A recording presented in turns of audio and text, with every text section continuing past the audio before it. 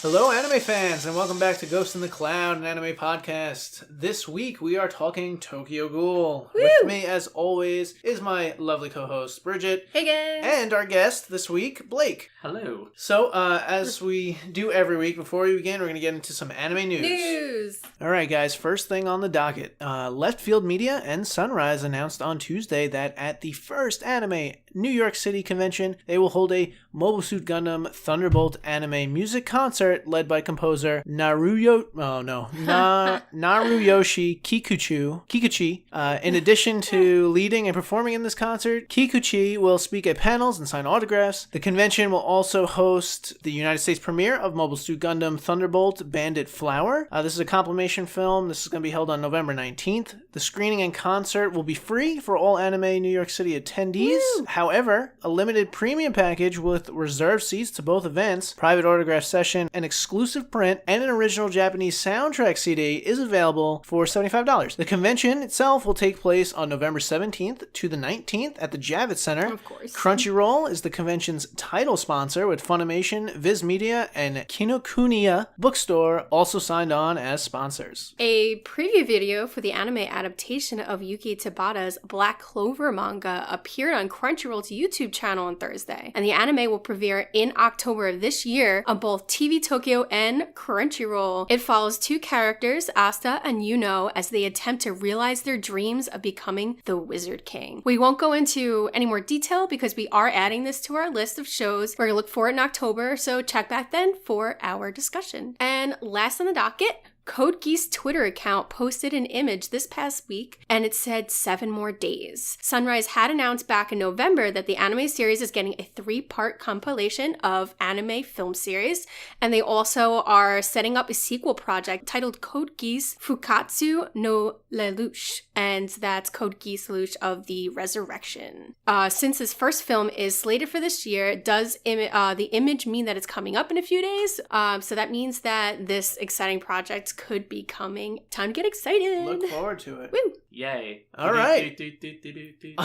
On to next up, Blake is going to give us our word of the week. Okay, so this week, which I'm very surprised that neither of them knew what it is. Way to rub it in there, Blake. Yeah, I'm very surprised how much you guys don't know about certain anime tropes. But yeah, tsundere is the word of the week, and I chose this word because there's definitely a character in the show that fits that description. So a tsundere is a typical high school girl or such character in anime that has this real deep affection for someone, but can't healthily show it. So instead likes to be aggressive and mean and beats the crap out of them. Typically, you'll hear the phrase, I'm doing this not because I like you, idiot. Yeah. It's a very common trope. They're usually very funny. It's when the girl's in denial, right? Yeah, the girl's totally in denial. And it's appropriate for this show because, the character, she puts him through hell. Yeah. All right, I guess we'll dive right in. Bridget, why don't you let us know a little bit about the manga? Yeah, so Tokyo Ghoul is a Japanese dark fantasy manga series, and it was written and drawn by Sui Ishida. It was serialized in Shueisha's seinen manga magazine. It's not so No, evil, because is it, I said manga, and then I saw this, and I said it said manga instead of magazine. So John, leave it in. It was serialized in Shueisha's seinen manga magazine. It's like what do they call them? A tongue twister. Yeah. Manga magazine. Weekly Young Jump between September of 11 and September of 2014. Do it all over. A quick synopsis for you. Tokyo has become a cruel and merciless city, a place where vicious creatures called ghouls exist alongside humans. Spooky. The citizens of this once great metropolis live in constant fear of these bloodthirsty savages and their thirst for human flesh. However, the greatest threat these ghouls pose is their dangerous ability to masquerade as humans and blend in with society. Tokyo Ghoul follows Ken Kaneki, a shy, bookish college student who's instantly drawn to a beautiful woman, Rise Kamishiro. However, Rise is not exactly who she seems, and this unfortunate meeting pushes Kaneki into the dark depths of the ghoul's inhuman world. In a twist of fate, Kaneki is saved by the enigmatic waitress Toku Kirishima, and thus begins this new, secret life as a half-ghoul, half-human who must find a way to integrate into both societies. Dun dun dun. thought it was Kaneki. It is Kaneki. I wasn't gonna. Kaneki. No, they always say Kaneki. Kaneki-kun. They say Kaneki. It's Kaneki. It's Kaneki. Kaneki. I'm saying Kaneki. All right, we Okay. will draw that line. We will draw that line. You're both right. You're not supposed to over-enunciate one vowel in a word unless it has the line over it. Japanese words, they do not ever enunciate any one part, so it's Kaneki. It's not Kaneki, it's not Kaneki, it's Kaneki. We will agree to disagree. No, we will that's agree to That's just how it is. I'm pretty sure the other characters said Kaneki-kun. They also say it much faster, but it's yeah. Kaneki. This is a minor thing to fight This about. is all getting Anyway. this is all going away in post. No, leave it in. So, No. the show focuses on a variety of themes, including personal identity, the ideas of right and wrong, survival, fear, Mostly misunderstanding. and understanding of what this world shows as the food chain. And good coffee. Yeah, and good coffee is on the top of that food chain. Yeah. So, alright. We'll start with Kaneki. Yeah, he starts out like very meek. He's a meek dude, and he's very shy. You know, I mean, he had to work up the courage to talk to Rize. Oh yeah, this really hot chick with a book, like. Yep, with the glasses and the long hair, the red hair, right? So I believe it was purple. Oh, it was purple. Yeah. You're right. It was purple. It was hot and purple. That's right. You guys are a mess today. I know. We I are. was not prepared. Anyway, yeah, Mentally. no. I feel real bad for Kaneki because. Yeah. Don't do it. So I feel real deeply for this dude because I've been there where I've had to work up the courage to talk to this really hot girl, And she ends up being a ghoul. and she and she even says yes, and we go out and we have a great time, and then I find out that all she's interested is eating my flesh, and it's real bad. So. One of the cool things about this really hits home for you. It really hits home, yeah. I've definitely been with some monsters. Anyway, so... He's a generally nice guy. He is Yeah. like your average, just good guy. He's a gentleman, you know. Total pacifist. You know, his best friend, you know, you could tell a person's character by their friends. Even his best friend, you know, great, very nice, considerate person. They look out for one another. And yeah, he's just kind of thrown into this world. So, but in season 1, he's still himself though. And, you know, it's about him getting acquainted with this new world and trying to survive in it and figuring out, you know, really the biggest issue was the diet. That was hard on him. Right. So what we should say is the show's broken down into 2 seasons. Season 1 is 12 episodes. Season 2 is 12 episodes. They do have some OVAs. But season 1 focuses greatly on sort of self-discovery because... Kaneki, I'm sorry. Agreed. I'm Just not good. fighting with you on this. I'll say it my way, you say it your way. Kaneki goes out on a date with this girl, Rize. Unbeknownst to him, turns out to be a ghoul who attacks him and tries to eat his flesh, as Blake explained. And, my terrible love life. An yes. accident occurs where both of them are crushed and they're rushed to the hospital. Mm-hmm. Rize ends up dying, but they have a way to save Kaneki by transferring her organs into his, right, into his body. And he didn't have a guardian, so there was no one to. Choice. So the doctor made a judgment call. I can save his life right now, but we're going to use some of her organs, and not realizing that girl is a ghoul. I think we find out later that he You're knew. led to believe in the beginning, though, that it was just a judgment call, but there actually was a conspiracy behind it. There was one doctor that actually made it happen on purpose. But otherwise, like in the beginning, all you know is the accident, the organ transfer, and then all of a sudden his taste buds start to change, and he starts to get weird urges, and his favorite foods don't taste good to him. It tastes like ash, I think he says, right? Yeah. Everything, it tastes rotten, and he spits it all out. Later on, he tries to eat a sandwich, and he describes the bread as like an old sponge, and like the meat as like slimy or something.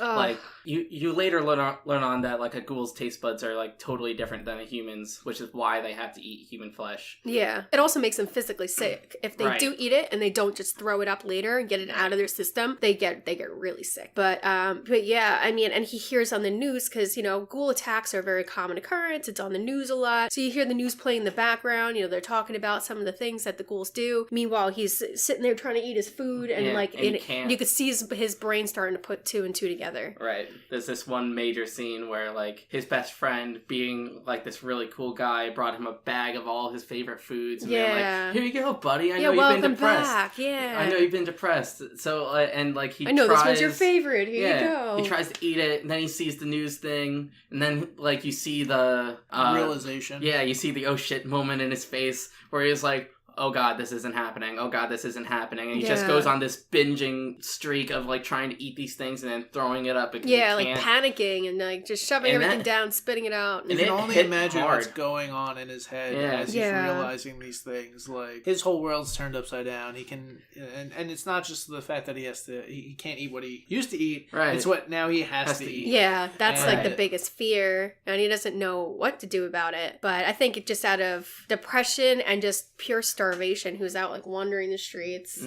at night, and he's like, wait, I smell something really good. He kind of like, there was a glimmer of hope, and he's like running down the street, and he turns around, and it's a dead body. It's a dead body, and there's a ghoul eating it, and like, yeah, he was just horror strucken, and but that's when we get another key character, Toka. Luckily for Toka, she our tsundere character, they're to the rescue, I think, but she doesn't know what she didn't know what to make of him either, because he only one of his eyes became like the ghoul eye. So she knew something was off from the beginning. Ghouls, although they have the ability to look like humans, their biology is distinctly different. So when they change from their human disguise, they have these things called kagane, right? So their own physical traits. Sometimes they could be things like a weird claw or like tentacles that pop out, and like they're one looked like a scorpion, right? Their eyes change to that of one looked like a moth. Eye.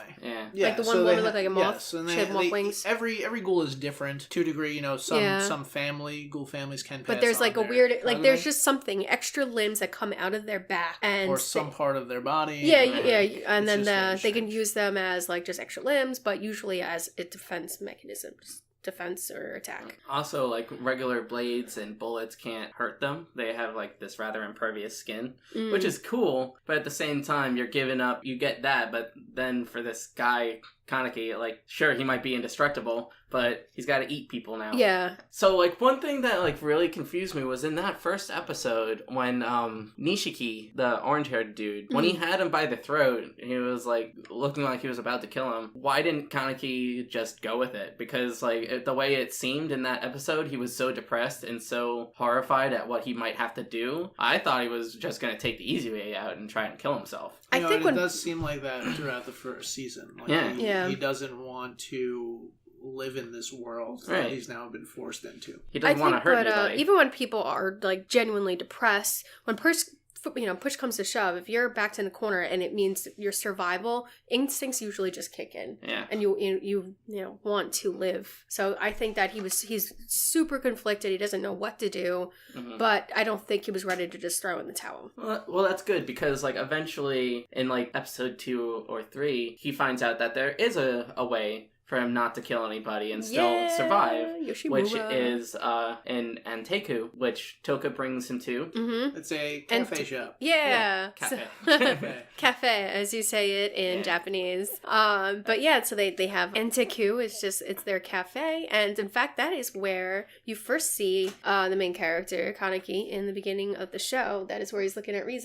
Right. It was in this. He didn't realize at the time that cafe was run by hotspot. Yeah, that's where the ghouls. It's like a crossroads for ghouls and humans to, go in there and have a nice cup of coffee, because thank the Lord, and whatever small blessings Kaneki had was that he could at least still drink coffee. Coffee was like the one thing that ghouls and humans can still drink. And it also helps him stifle his hunger. It helps keep the hunger pains at bay. But Yoshimura, the old owner of the cafe Anteku, he's like the dad of the group. He's the guardian. He looks after everyone. He brings them in and he teaches them how to make a kick-ass cup of coffee. He's the wise old master. Yeah. So there's that. And, and he teaches them their ways. They, that they eat people that have already passed on. Right. The people that already commit suicide. You can argue that they're like the vegetarians of the ghoul world. Yeah, we're not going into that Twilight bowl. We're vegetarians. We're vegetarians because we only eat animal blood. Yeah, I know. Get over it.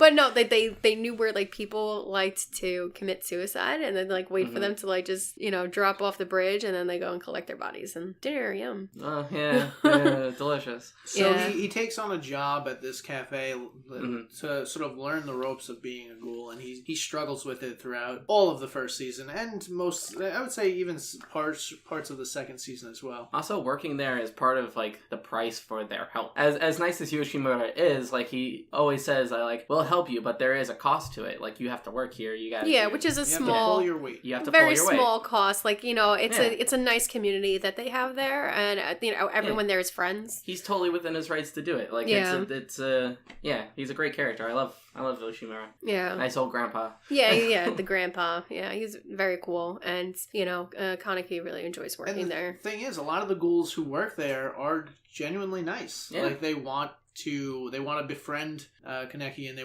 want to help him with his transition. Except for Toka. Into this world. Toka just broots in her bedroom. Yeah. In the beginning, she kind of ignores him, and then it's just she's always there for his rescue.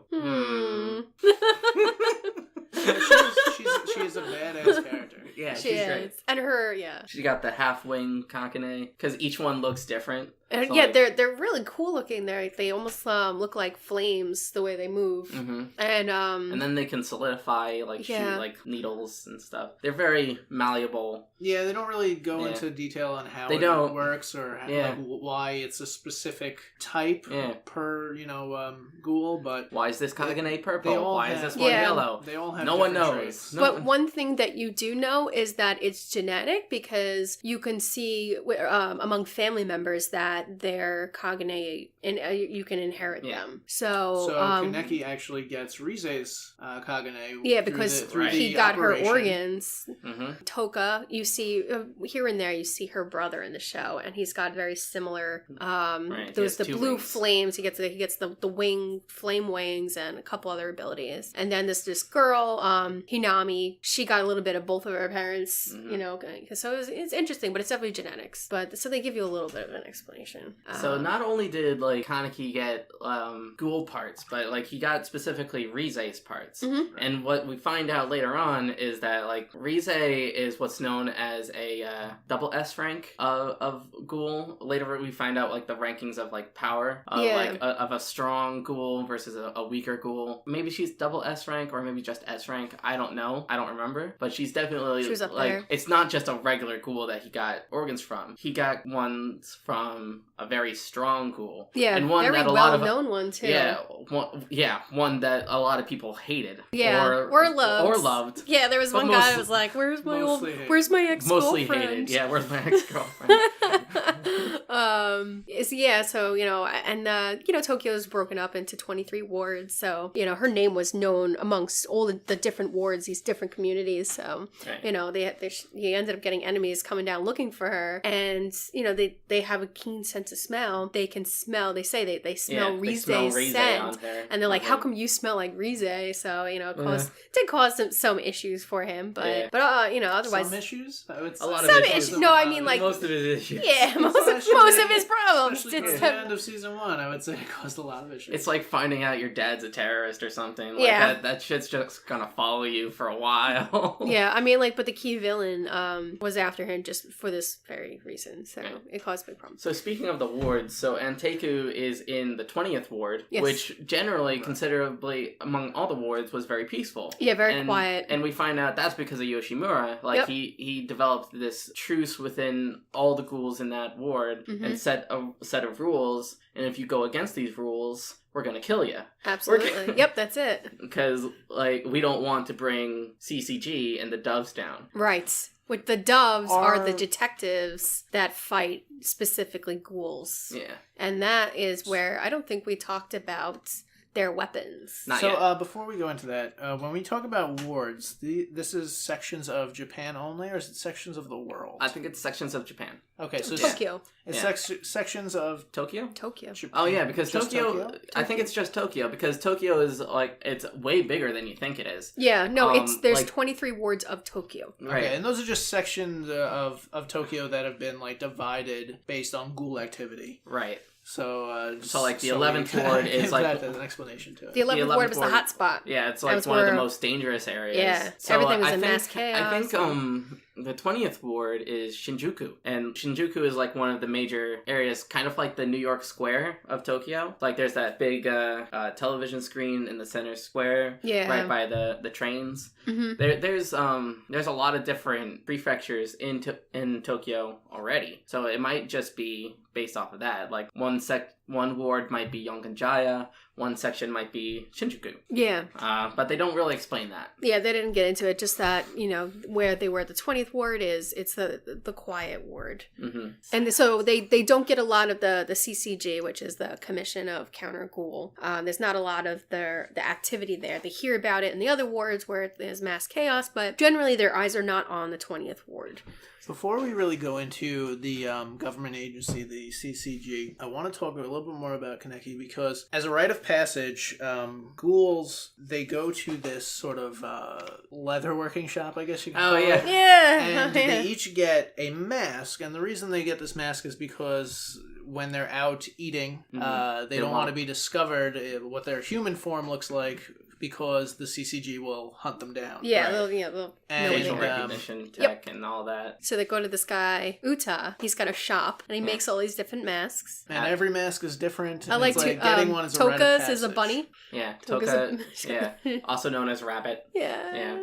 And it's a very distinctive look. He has these sort of creepy smile teeth, but where the teeth are This is is a zipper. Oh yeah, Kaneki's. Yeah, his is yeah. badass. It looks like a gimp mask. No, it looks evil. It looks he creepy. also has an eye patch because of the situation that With made him his half eyes. ghoul. Yeah. He can't control one of his eyes. One of the reasons why I didn't want to watch this show like a while ago was because I knew that if my parents ever saw what I was watching, they'd be like, "What the hell are you watching?"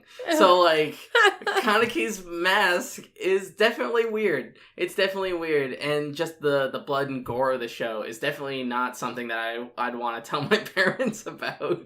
Like, this isn't really a show that you show to certain people because they wouldn't get it. Yeah, I mean, you're just seeing like clips of it. It's not going to make sense. But when he goes like full ghoul and he's got the mask and everything, he does look really scary. He does look cool, but that's after you realize that it's not what you think it is. Yeah, it's just a mask, just for the sake of And he identity. still tries to live by this like human moral code. Right? Yes. He doesn't want to kill anybody, but he understands that he has to defend himself because of the way things are. Eventually he gets the name Eye Patch because his mask has an eye patch on it. Yeah. And even when he's not like in ghoul mode, he's wearing an eye patch over his ghoul eye, because he can't control it. Yeah. And as we just mentioned a few minutes ago, having these powers from Rize brings him a lot of trouble. And this sort of concludes at the end of season 1. So, as I was saying earlier, the CCG is the Commission of Counter Ghoul. So they are the detectives, the higher ups of the government. It's this big government organization that trains people to fight ghouls. Yes. And like they've studied ghouls like medically, psychologically. They've created weapons out of ghouls. Their weapons are pretty dark. They have a handbook of like how to encounter ghouls. Different investigators have their own investigative techniques, and usually when they investigate a ghoul sighting, it's to kill the ghoul. Absolutely. Yeah, they believe that all humans believe that ghouls don't have feelings. Mm-hmm. They don't believe that they have any emotional connections to other ghouls. They think that they're just monsters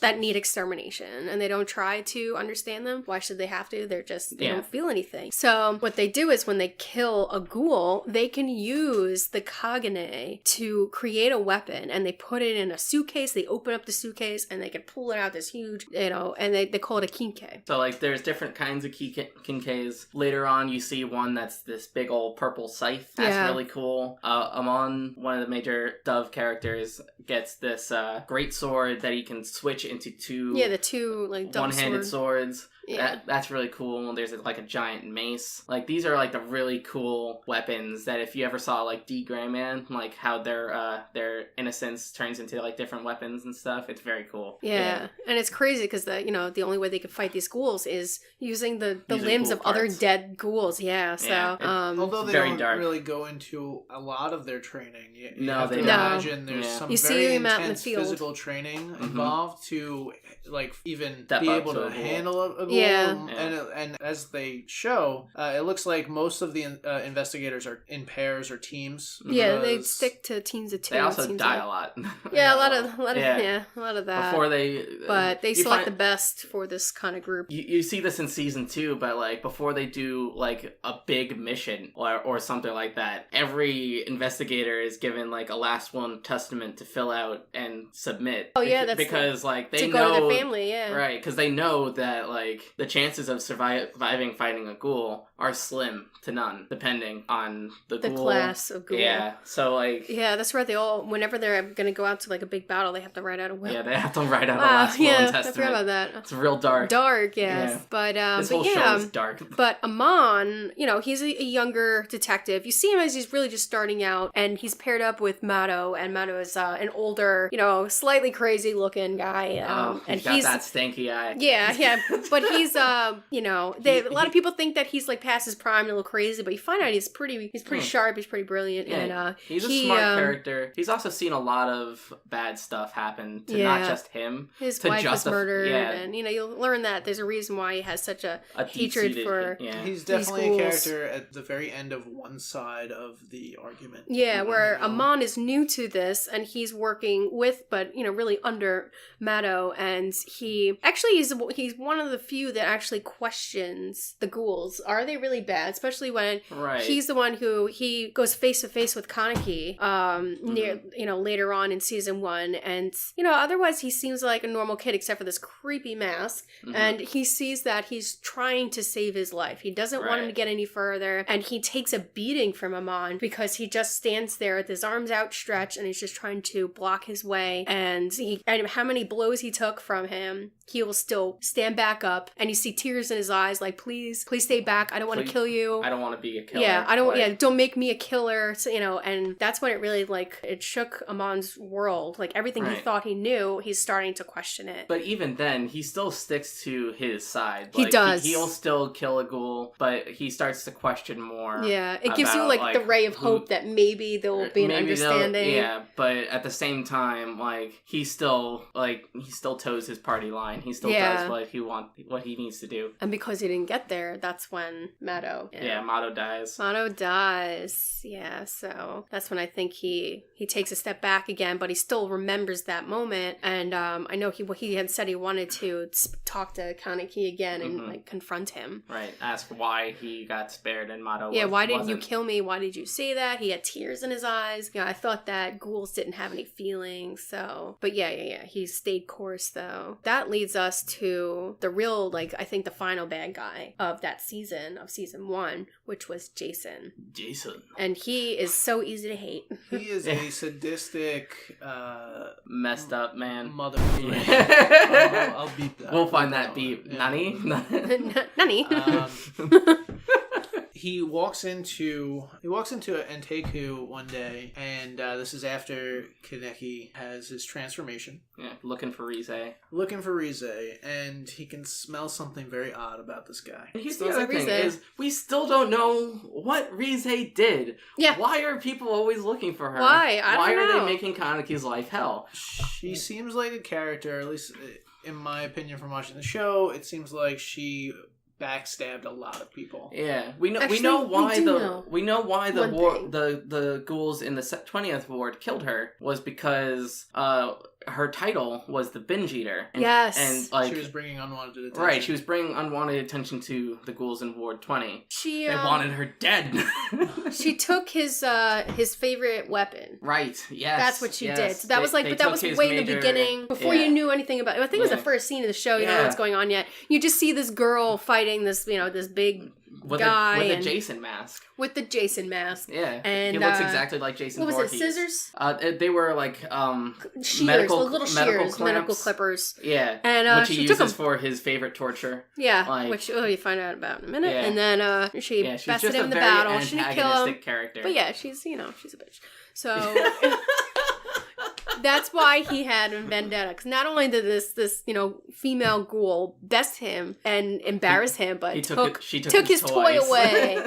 So that's why he made it his mission to find Rize, who is now dead. Poor Kaneki smells just like her. And then you find out like what made him so sadistic was there's this a secret prison that CCG owns and operates. Yeah. That they only keep like the highest level ghouls in, and Experimented. yeah, experiments, physical tests, all that kind of stuff. And there was one warden there that took Umori and tortured the crap out of him, Yeah. like because he was a sadistic dude, and he would like make him count back by sevens from 1,000 as he tortured him. Yeah, just to And- keep his mind focused on something so he Right. wouldn't go insane, so he Right. could keep torturing him. So that he was I don't just- think it worked. It didn't didn't work. No. But So- one thing that ghouls can do is their limbs can regrow. regenerate, So like grow back. It was like a so- constant torture, which Omori uses later on as he tortures Kaneki. Yeah,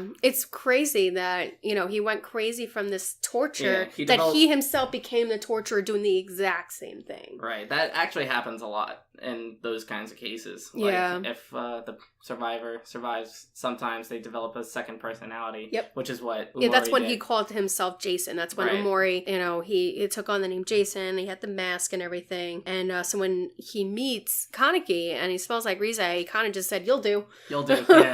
And he took him and he tortured him the way that he was once tortured. Right, centipede in the ear, cutting off Yeah. his fingers and toes, Yeah, and and then you'd wait for it him to was grow back. rough. I know. It was really rough.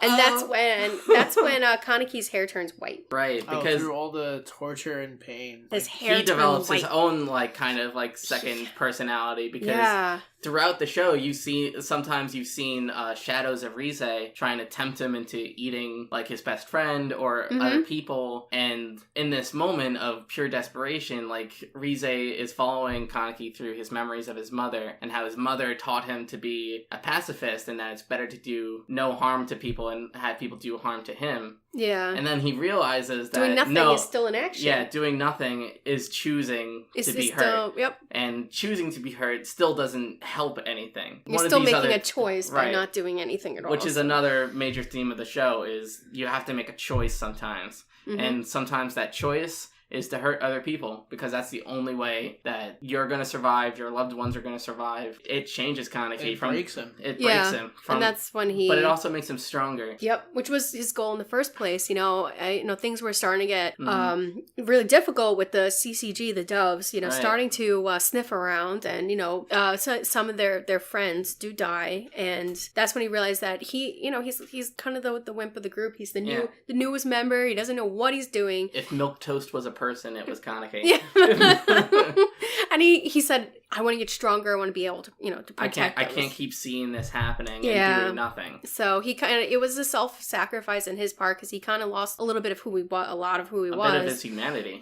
And what he, His last... it was his guide before was his moral code, as as John said. And he kind of, he lost that at the ends of this first season. His last words of the first season was, "I am a ghoul." Yes. And he accepts that part of him. And when he broke out of his restraints, he didn't just kill Jason, he ate him. He ate Jason. He tortured Jason the same way he was tortured. So, this same torture technique is following. Yeah, It's following the it's- chain, it's- because Kaneki starts doing the same thing. Yeah. He's like he's got Jason pinned down with his Kagane, just going, count down from 1,000 by 7. Yep. And it's like, and crap. he knocks out that centipede out of his ear, which Yeah. made me go, ugh. Yeah, oh, no. And he takes it and he puts it in Jason's. Oh, It was man, weird. it was so gruesome. Yeah. But that was the real turning point of the show. It was like, holy crap. Yeah. But that's what set the scene for season 2. It becomes much darker and much more gruesome. Yeah, If you can believe that. Yeah, the reason for it is because they dive greater into the overall world that he is now part of. Mm-hmm. So you get a lot more information on ghouls as a whole, Ghoul politics. politics, and the CCG, and just how things add up. You know, and CCG, around that time, they're setting their eyes on the 20th Ward, which used to be quiet and used to really not go there. Now they're starting to look. They're setting more people there too, because that's where Mado died. Mado died, fighting them, and now they know something is up. Did you not put a spoiler warning? We always forget to do spoilers. Yeah, Oh yeah, lots of spoilers, bro. yeah. Maybe I'll put a bit in. Well, add a little put that in the snippet. beginning. We've had to do that before. So season. So one of the things that I really like about this show was how it starts at 100. The second you start the episode, you see Rize eating a bunch of people. Yep. And then in the first episode, you see Kaneki get the transplant, he's already become a ghoul. There are shows with the similar premise where at episode 4 or 5, the main character does his change and he gets all this stuff. They start immediately. They waste no time by going here's this character, here's his tragedy, have fun. And that was really cool. They didn't really waste a lot of time in this show with filler. Yeah, but you still get to see him as mostly human beforehand, so it's not like you missed out on that, because after the transformation he was still himself. So you still get to see a lot of who he is in the first season, and then you watch as he he gives in to the ghoul side at the end of season 1 and just changes over. And with the white hair and the mask, overall he just looks pretty terrifying. He becomes notorious throughout the wards, and the CCG know exactly who he is. Everyone knows the eye patch. Ghoul. Yeah, the eye patch. Yeah. And the rabbit. Oh man. But yeah, so season 2, it focuses more on the war, and it's really a full out war between the CCG and the ghoul, and this one that they call the one-eyed owl. The one-eyed owl. Yes. Who you find out was years ago, he went on this huge killing spree, and it was this big problem, and he disappears for several years, and then he reappears in the operation to save Kaneki, which CCG used as an operation against this ghoul faction called Aogiri Tree, which is a silly name, but yeah, I didn't understand that. I don't get it either. I don't know what an Aogiri Tree is. I don't know what Aogiri means. Well, that should have been a word. We should have researched Is it the name of a type of tree though? I don't know. Maybe you'll put a segment next episode and be here's what it means. There we go.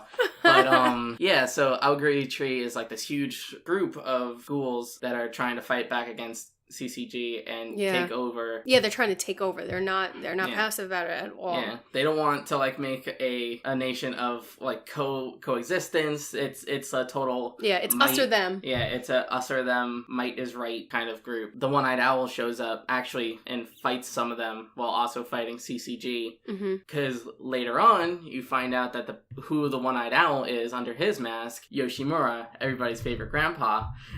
Yeah. You find out that he had this real dark secret to his past before he owned the coffee shop. He would kill ghouls and humans alike. He was bent solely on survival until he was found by a group, and they basically made him a hired assassin. He kept doing that and losing a bit more and more of his morality until he found this woman who he fell madly in love with. Fell in love with, and and they saved by love. And they had a kid. Yeah. Which is very rare for human and ghoul couplings. They explain that there are rare instances where a ghoul and a human can have a child, but they don't really live past the age of 1. That they don't survive. Yeah, they usually don't survive. They don't survive. So that's why they usually don't survive childbirth. Yeah, they usually don't even get born, but when they do actually make it to birth, they still don't live very long, which is sad. But that's why in Kanegi's case, where he's half of each, it's so rare. Right, because if you can be born naturally as a half ghoul, half human, and that's how you get the one eye, or you can be like Kaneki with the transplant. So we don't know where Yoshimura's kid is, or if it survived. I think it survived because of that other one-eyed owl that showed up after Yoshimura died. Yeah, that's... I think that's... It ate him. It ate him, yeah. So the Aogiri tree... That guy got ate. Yeah. Damn, nature, you scary.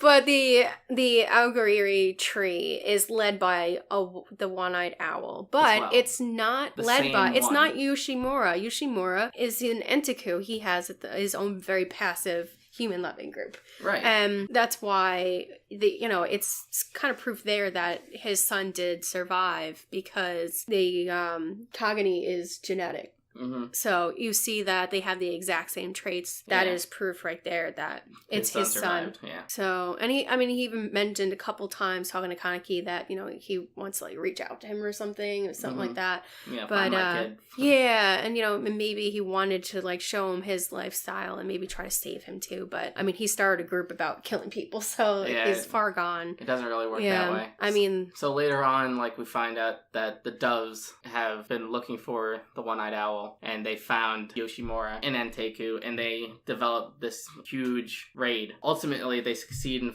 killing Yoshimura, but not before a lot of doves and a lot of other ghouls have died. It takes so many, and even when Yoshimura was fighting, he killed a lot of people. He did. It was interesting too because leading up to that point, you get a character, a dove character called Yukinora Shinohara. He walks into the cafe, orders a cup of coffee, and he sits down with Yoshimura, and they just have a regular conversation, a nice chat, and he's obviously he gives the impression that he knows who he is. He wanted to understand him a little bit more. Although they ultimately come to blows, it almost seems like both of them are very upset about the fact that it will. He actually said that maybe in another life we could have been friends or something. Yeah. And then I wish my at partner the very could have end, tried your very good coffee. I wish I could have had another delicious cup of coffee that he made, and they actually respected each other. And I think maybe maybe he actually knew their assumption that ghouls had no feelings were wrong, but they were still on opposite ends of a war, so they were both facing each other in that final battle before Yoshimura died. In fact, the weapon, this armor weapon that he was wearing was Toka's father. Oh yeah, which is crazy to find out. Yeah, so we that find was out sad. with Ayato, Toka's brother, was fighting her father's Kagane Yukinori. as his armor. So which is rough. Yeah, that's dark. When you that was see a huge your father's point corpse on somebody, it's nope. And it was a huge separation point between Toka and Ayato. Was that while Toka wanted to remain peaceful, Ayato, after the death of their dad, was I'm not gonna forgive humans. I'm gonna fight to survive. You can keep thinking like Dad did and get yourself killed. I'm not gonna do that. And that's why he was in the Aogiri tree, right? And she was in. Actually, we didn't even mention that Kaneki joins Aogiri. Oh, he does. Yeah, briefly. I mean, that's when it's a huge thing of season 2. The second that they get him back, he rescues several people. They get him back. He gets them in a safe place, and he goes to leave. And Toka's going "Where are you going?" I'm I'm joining them. Yeah, with no explanation. Yeah, they don't explain it to you. And the second, and when that happened, I was like, "What the hell's going on?" I thought he was the good guy. What the hell's going on? And he's our main character. Why is he working for the I think bad that again stems back to I need to get stronger to defend my friends and family. So it was still for them, even though it broke their hearts. I know it broke my heart. I was like, "Dude, what you doing? What you doing, Kaneki? Come on, man." But yeah, that was rough. You get white hair and you become a dick? What's going on? His circumstances, I think, allow it. Yeah. He was through a lot. We'll let this one slide. But yeah, he did it. He did it for them. And yeah, he was with them for most of that season. When it comes to this sort of epic battle in Tokyo, between Aogiri. It's a rough name. It's a weird name. And the CCG, and he shows up and he's fighting both ghoul and human. His friend Hide, who his best friend, we mentioned. We never really talked about. I mean, human life. He's his last link to humanity, and it's sad. Over the course of the show, Hide, he knows there's something up, and he's smart. Yeah. That's why. That's Kaneki has kept Hide at arm's length for his entire ordeal, because he's like, this guy, he's gonna know something's wrong. In fact, he'll probably figure it out because he knows me too well. There was also the part where in episode 2, he almost ate him. Yeah, Like because he's still trying struggling, to defend himself, trying to keeping defend control. them, both of them from Nishiki. He fights off Nishiki, his Kagane come out, and then he was like, oh right, I'm really hungry, I haven't eaten anything, Yeah. and there's my best friend bleeding. Oh boy, does that smell tasty. And like, oh no. And like, that's one of the first times you see Rize after she died and became part of Kaneki, was like showing up being like, doesn't he look in his delicious? subconscious. Ooh, you want to eat him. You want to take a bite out of your best friend? Oh man, but Hide, he tries to fall behind him and like keep an eye on him, and he looks into him, and he'll reach out to him once in a while and tell him don't be a stranger. But because we find out that like he was only pretending to play knocked out. He was actually awake during that whole time Nishiki found out. He knew the entire time that Kaneki was a ghoul. Yeah. And that he was going through all these things, but he still hung around. Yeah. He's like, you know what? If he wanted to tell me, he would tell me, but I'll still be there as support if he needs it. That is a good friend. That is a really great best friend. Everyone should have a Hide in their life. Near the end of the show, they speak, and he's like, yeah, I knew. I knew the whole time. I knew, buddy. I always felt separate from you because of it. Like, you found you found your good place in Anteku. He's like, he had this new world, and he felt like he couldn't be a part of it, but that's that's a great friendship, and he even then that's taken away from Kaneki too. Well, he joined the army, right? He started out as a courier, he was like a messenger boy, and then he stole a uniform to even be in the siege on Anteku. Yeah, like he joined the agency, but it was just a paper pusher. Like, he wasn't fighting, but he wanted to be out there. He knew that Kaneki was out there because it's all over the news, and he snuck his way there. Yeah, he found Kaneki, he saved him, and he got in the way of a battle, and he was in the wrong place at the wrong time. When that ends, there's really no obvious winner. No one wins. It's you know what? Because there can't be a winner in this situation, because it starts over misunderstanding. Because they have to eat people. That's what they eat. Is there any good way to go about that? Maybe not. But they're just slaughtered. And Teku found one. They eat suicide victims. But they don't. Yeah, but people don't really know it. And that wouldn't really be a sustainable thing for all ghouls in Tokyo. It wouldn't work for everyone. But there are certain places that are notorious for a suicide spot. And there was one article I was reading, one of the most haunted places in Japan. It was because everyone kills themselves there. So awful. For an entire race of ghouls, though. Yeah. I mean, I don't know what the population of ghouls is compared to people, but for there to be a system, and how do you make sure that those dead people are always there and ready? For Anteku, because it was an insulated society of ghouls where they lived in the 20th ward, and they gave back to the shop to spread the plus help around everybody. I don't think people would be okay with the ghouls eating their dead loved ones. Right, yeah. That's Grandpa Joe. I don't want you. Yeah, I don't want you to eat Grandpa. I want to give him. Who's named Joe in Japan? You know what I mean. just pick a Joe Schmo name, a generic name. That's Grandpa Jotaro. Yeah, Jotaro. So I don't think there is any good way, but at the same time, they believe that they were just emotionless monsters. So right, that's the big thing about the show is there's no side is correct. Yeah, because I can totally understand why the humans made CCG and why they're hunting ghouls, because there's definitely a lot of ghouls are the binge eater. Like binge eater Rize, and the gourmet, who I don't want to talk about the gourmet. It's He's just creepy. Gonna be gross. Yeah. He's real creepy. Yep. We'll leave that for everyone to find out. And Jason, there's dangerous ghouls out there. Yeah. They need to be taken down. I can totally get why the humans wanted to defend themselves. On the same point, there is at least in Anteku's case, this small society of ghouls that just want to be left alone. Yeah. They just want to live their lives. Toka wants to go to school. Kaneki just wants to be normal again. The other people in the shop, Mr. Yomo and the Great Devil Ape.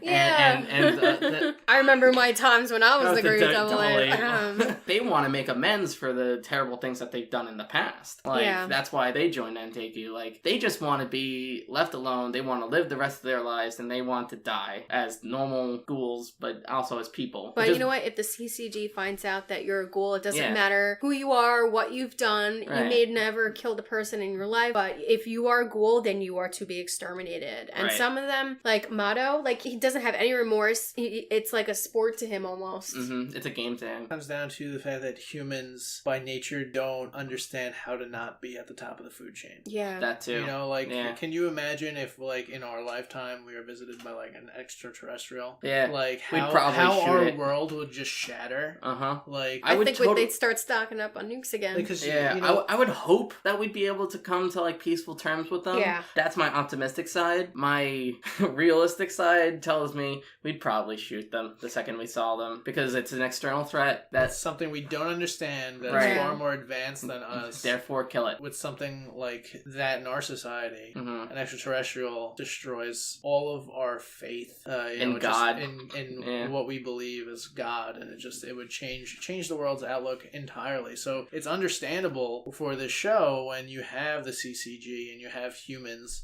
They see these creatures who they cannot even begin to understand, And they eat us. and on top of it, they're eating people. Yeah. Like, it's not just that there are serial killers out there, Yeah. which obviously I have no doubt there are in this world. There are humans killing humans, but now we have things that we won't be able to defend ourselves against. There's no right answer, and the show ends with like I think the ending for season 2 is so appropriate. It shows that because through this whole war, Kaneki is the only one that can represent both. And at the Hide in end, his arms.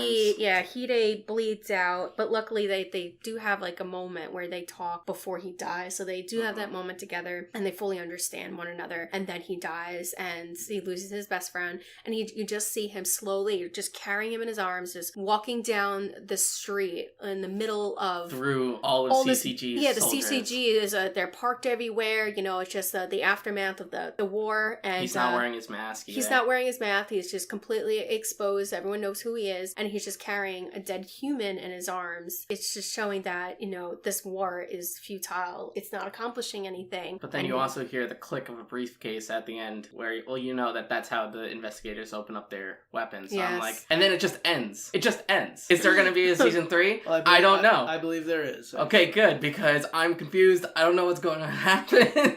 Like, there's so many things that aren't explained Yeah. in the show. Like, if there's not a season 3, I would lose it because like there's just so much that we don't know. Yeah, Like, I mean, the world is left in turmoil. Yeah, And no one is any closer to understanding one another. there's But so we many still loose have ends. Kaneki, this one link that can connect them both. And maybe Right. he'll be the hero that finds a way to bridge them. Like, we don't know. There's I still think- other things that we don't know about. Yeah, but, no, I think yeah. that the show's not over. In my personal opinion, I think there'll be more. But, we have the live action coming out, so there's that first. Yeah, but it's The probably one of many for I don't- 2017. I don't think it's going to be its own story, though. I think it's just going to be like a short retelling of season 1. No, it's just Yeah. gonna be like a live action recap of what's happened so far. Gotcha. But I'm sure once the movie is out and everyone's seen it, I'm sure that they'll start to work towards getting the 3rd season out there. But that's just speculation. So is there anything that shows where ghouls even came from? Like No. how they I don't think infested so. Tokyo? I think that's just something that's always been there. Maybe they've always been around. So the way they have it is that they're just part of life. They're part of society. They're just a common problem, and it's just always been that way. That's the impression I get. So as I was saying, a live action is coming out, and the film is based on the manga, and it's announced to come out this summer, 2017. Hopefully, it'll reach us in the States soon after. Hopefully it'll be good. There's so many live actions coming out this year. I can't even keep track of them all. There's so but many live actions there- that I know- are bad. no. Yes, But the yes, ones yes. I have a lot of hope for the ones coming out this year, and this is another one that I'm looking forward to, and fingers crossed. So There are both sequel and prequel series. You guys can definitely just give it a Google. The sequel does follow Kaneki, so I'm looking forward to that coming to as an anime. I know right now it's a manga, but hopefully that'll make its way to television. We'll get to see sort of the outcome of the end of season 2. yeah, because I want more of this world. I want more explanation, as you were saying. Yeah. More And things to I explain. want to say the intro music for the first half of the show is fantastic, and it's played throughout the show itself. I think it's incredibly epic sounding, and I think think it's one of the things you'll love most about the show. I like the blood. The blood was fun. I loved the music. It was definitely a show that I didn't know much about before you guys came to me and was like, hey, do you want to do this episode with us? I was like, I don't know much about this show. It looks weird. I'll give it a shot. All right. But I ended up definitely enjoying it. It's one of my favorites, and I know I've said this before. I have it on a t-shirt. If you guys you want to reach out to us, talk about the show, you like it, you hate it, whatever you want to say. But we have an email, gitcanime@gmail.com. And you can reach us on social media, Facebook and Twitter. Just look for GITC Anime and give us a follow. If you want to make any comments online, just hashtag GITC Anime. Yeah, let us know what you think. Give us pointers of how we can make the show better. We definitely would love to hear it. Thank you, Blake. Thank you, Bridget. Yeah, thanks for coming back, Blake. Yeah, no problem. This episode definitely had a bit more swear words in it. Sorry about that. I'll figure it out in post. I remember you saying, I don't know how I'm going to do this one without cursing. I can't. I don't know how I'm going to do it. It's messed up. So many screwed up things in this show. I don't know, but it's all good. Next week, we are talking about Black Butler. Dun, dun, dun. Oh, I'm sure all the fangirls will rejoice. Yeah. That's a show that girls get crazy about. Really? Yeah. I remember you telling me that, but it's weird. I'll be honest, I didn't see why. They love their husbandos. Oh, man. That'll be the next word of the week. What is a husbando? Yeah. All right, guys. Thank you. Until next time. Bye.